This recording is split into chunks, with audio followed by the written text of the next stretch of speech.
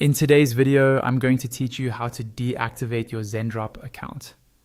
We'll go step by step from canceling your paid plan to unlinking products, disconnecting your store, and finally, how to request a full account deletion if you want to completely remove your data. Follow along on your own screen as I describe each action. Start by logging into your Zendrop admin dashboard. Once you're in, look to the top right corner of the page and click on your profile icon.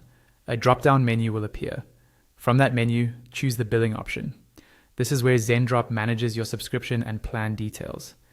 Inside the billing page, look for a section labeled Current Usage. Within this section, you'll see a card that shows your current billing details. On that card, click the Manage button.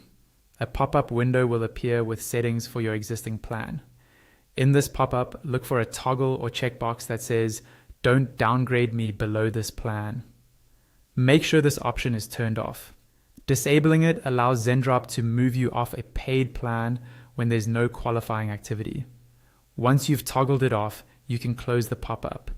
Next, we need to unlink your products so that your account can automatically downgrade to the free plan. On the left-hand panel of the Zendrop dashboard, find and click on My Products. Here you'll see all the products that are currently linked to your store. For each product, look to the right side for a 3-dot or More Options icon. Click that icon, then choose Unlink from the drop-down. Repeat this process for every linked product in the list. Once all products are unlinked, Zendrop will automatically downgrade your account to the free plan.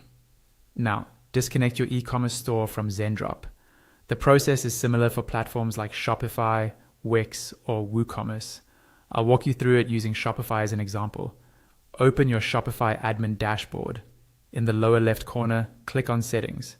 Inside the Settings page, look at the left panel again and click on Apps. This shows all your installed apps. Find Zendrop in the list and click on it.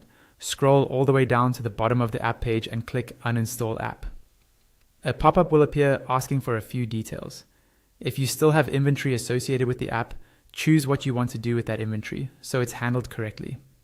You can optionally select a reason for uninstalling if you'd like to provide feedback. When you're ready, click Uninstall at the bottom right of the pop-up to confirm.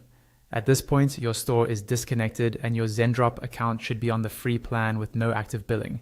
If you want to go a step further and completely remove your Zendrop account, you can contact Zendrop support directly.